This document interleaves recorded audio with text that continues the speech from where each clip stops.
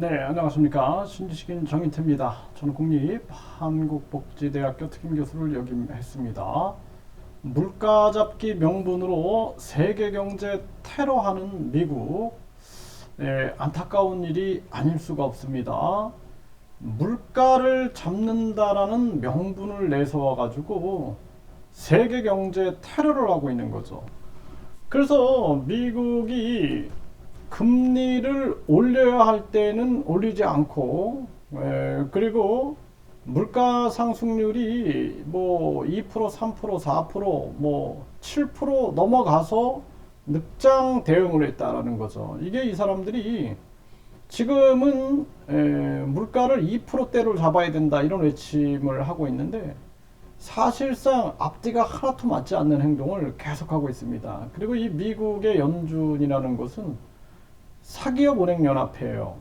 이게 있을 수가 없는 일입니다. 네, 사기업 은행 연합회가 민간 은행 연합회가 세계 경제를 주무른다라는 것은 있을 수가 없는 거죠. 그래서 물가 잡기 명분을 내세워 가지고 강달러를 만들어서 달러 가치를 계속 올려서 이들이 추구하는 것은 기축통화, 네, 세계화폐, 미국 달러의 세계화폐 지위를 견고히 하려는 그러한 목적을 두고 있는 거죠.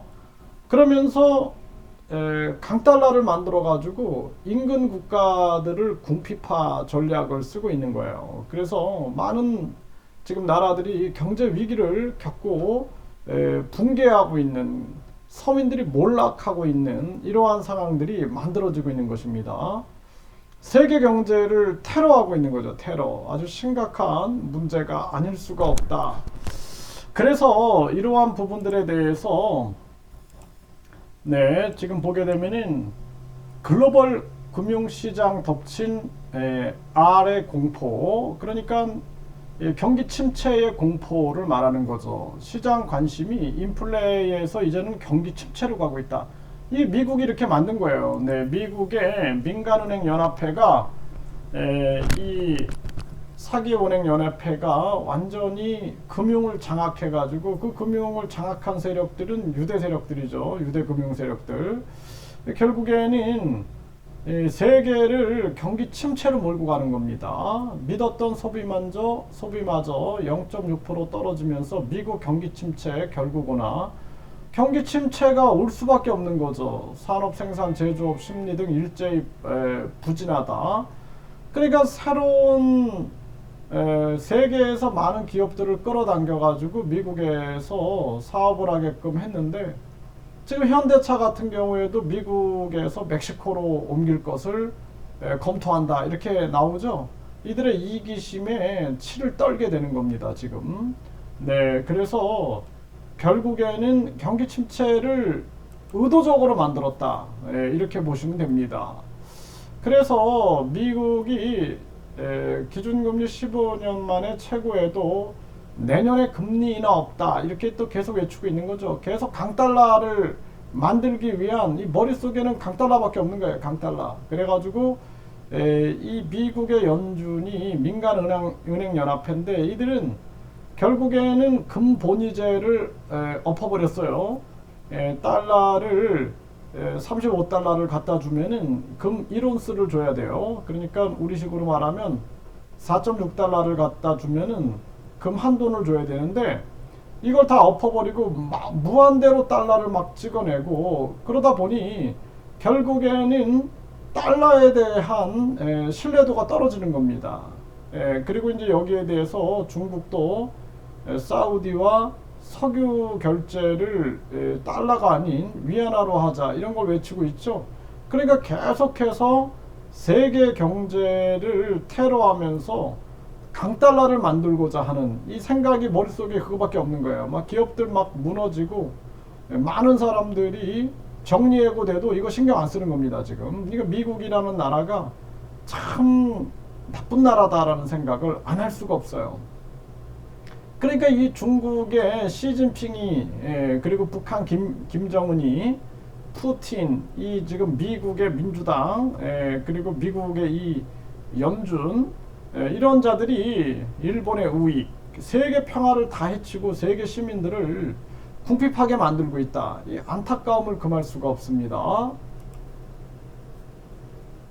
지금 이 양심 있는 교수, 이 제레미 시걸 교수가 금리를 올리지 말아라 라고 계속 외쳤어요. 그러다가 이제 내년에 금리 인하로 방향을 틀게 될 거다. 경기 침체가 나타난다 이거죠.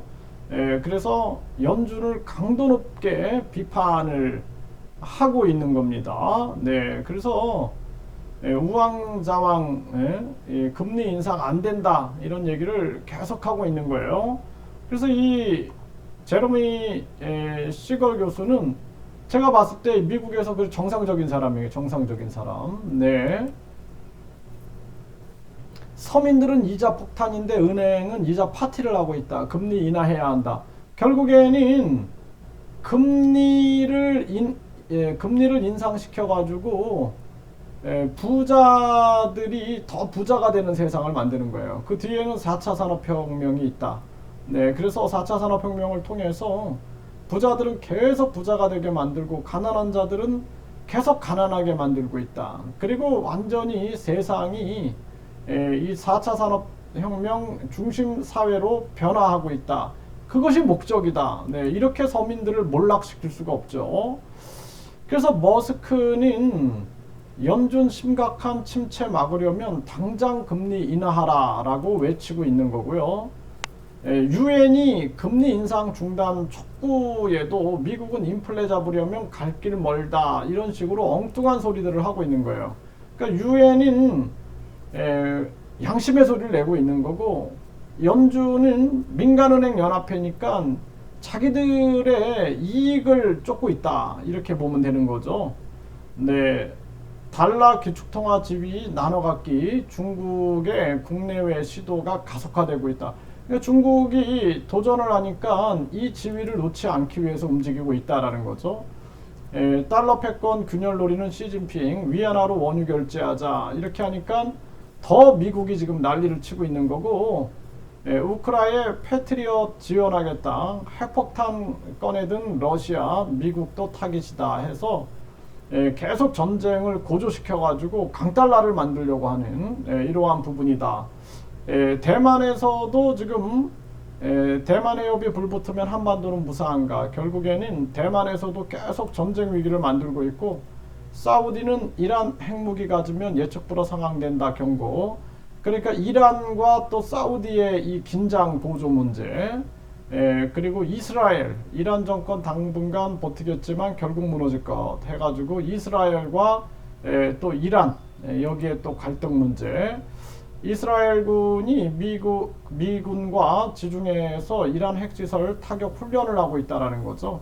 네, 계속 전쟁 위기를 만들고 있는 거예요. 미국은 계속 전쟁 위기를 만들어가지고 무기 판매하고 자기들의 패권을 강화시키고 세계 경제를 지배하고 이 군사나 모든 것이 경제에 집약되어 있다 이렇게 보시면 됩니다. 중국과 국경서 난투국 인도 베이징 사정권 ICBM 시험 발사를 해버린 거죠. 중국도 인도와의 또 갈등 이런 것들이 계속 생기고 있는 그러한 모습이고 인도가 ICBM 발사로 중국의 경고 복잡해진 국경 분쟁이 계속 일어나고 있는 그러한 정황이다라는 것입니다. 튀르키예는 쿠르드 긴장 격하에 미국 우려 국경서 2명 또 숨졌다. 계속 지금 전쟁 위기가 여기저기 터지고 있는 거예요. 북한은 올해 미사일 발사에만 7천억을 썼다. 내년에는 핵실험하는가.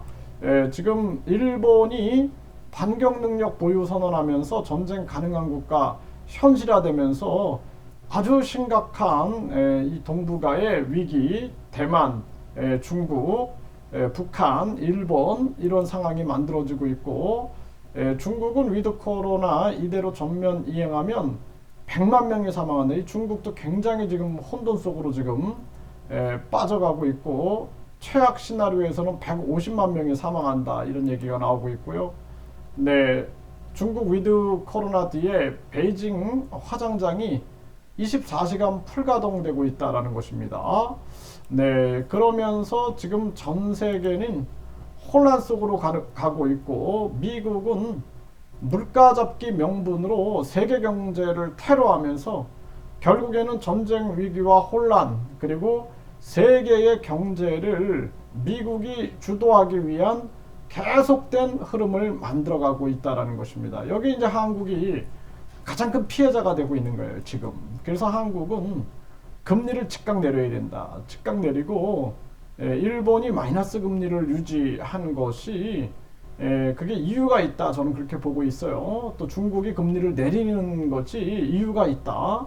그래서 한국이 금리를 내리면서 지금은 무역 경쟁력 더불어서 가계와 우리 기업을 지키는 거, 우리 국민들의 자산을 지키는 게 중요하다. 아니면은 결국에는 우리 서민들 중산층들이 몰락하게 되고 외국 자본가들이 뭐 차명 계좌를 이용한다든지 등등 해가지고 한국의 중산층과 서민들의 자산들을 완전히 쓸어 담는 그런 비극이 올 수도 있다. 이렇게 말씀을 드립니다.